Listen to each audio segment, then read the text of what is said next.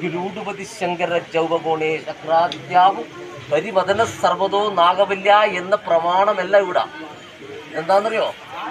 ഇതിനായത് പണിക്കർക്ക് അവസാനം കൊടുക്കുന്നത് വെറ്റില കൈയിട്ടം. ഇത് വാങ്ങുന്നതിന്റെ അർത്ഥം എന്താ?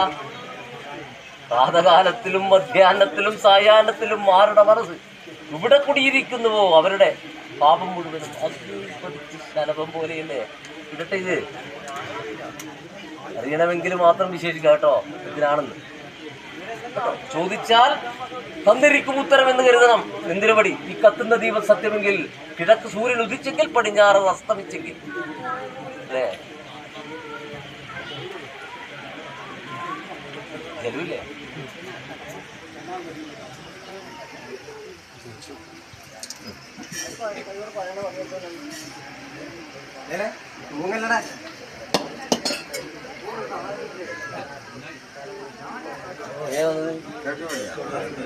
അല്ലേ എന്റെ കോമരെ ഇതൊക്കെ പറയാനുണ്ടാ? അല്ലേ? അറിയണോ? അല്ലേ?